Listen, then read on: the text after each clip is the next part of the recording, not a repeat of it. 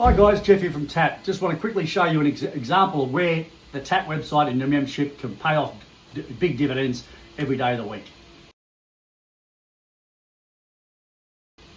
So this particular case, we're in our own workshop. We've got a new customer's booked their car in and they've booked it in for a service and registration inspection in New South Wales. But she's also mentioned as she dropped it off, the car intermittently stalls. So this is where we can utilise our resources in TAT to find out, okay, give us a bit of a heads up. Are there any common issues with this particular make and model with the vehicle stalling? Is there anything we need to really look out for? We haven't seen the car before, so it's a new customer. So what we've got is a Holden Colorado. It's a 2014. It's a 2.8 turbo diesel with the LWN motor. So let's go and hit the website and see if we can come up with something.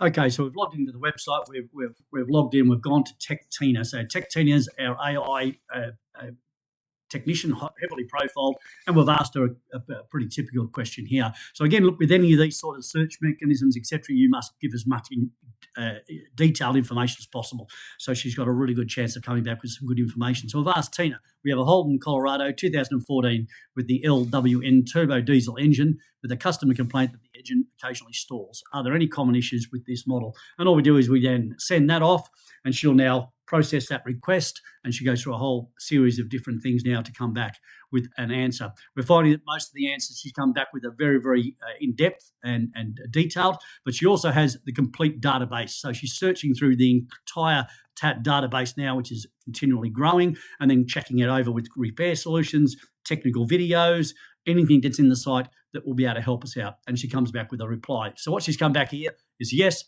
faulty or sticking suction control valve. A major cause is stalling and erratic idle is a sticking control valve.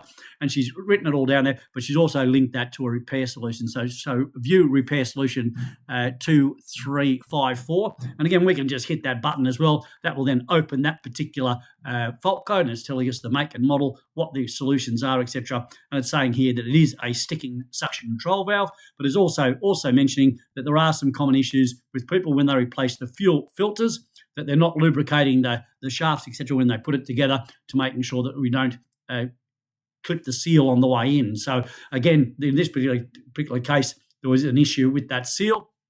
These filters are parallel, so even if one is dislodged, unfiltered fuel will now enter the fuel system. So again, be very careful that the fuel filters are being fitted correctly. It's warning, because if it's not fitted correctly, the fuel will bypass the filter, and therefore you've got contaminated fuel hitting the suction control valve, which then results in them becoming sticking. So a great little case study. We can then just print that off, take that off to our car, and it gives us a really good starting point, for instance, of where we need to possible. If we go back to Tech-Tina, she's also found some other ones about missing or incorrect fuses, especially on the F9 model. Again, linking to repair solutions, loss of fuel mapping or calibration, another repair solution. So she's linking 5, 6, 7, or 8 different repair solutions, which could all actually assist us. So again, the suction control valve replacement, there's a couple of repair solutions, etc., for actually replacing that control valve if that's what we diagnose as the problem. So Tina's come back with a lot of great information there for us, giving us a really good head start on where we could go back to it.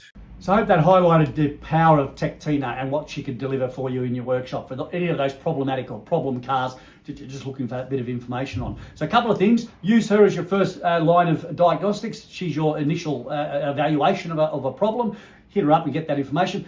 Empower your own staff as well to actually utilise Tina. If they've got a problem car, rather than coming back to you as the foreman or the owner, oh, I've got this problem, go and do a bit of research themselves and see what they can find out. So if you're not a member and you'd like to access Tech-Tina and all our diagnostic help and repair solutions, good scope scan data, etc., just go to tat.net.au and click on the Join Up Now button and join up with the many, many other thousands and thousands of members that are out there utilising our resources, using Tech-Tina, but again, getting great value out of their memberships.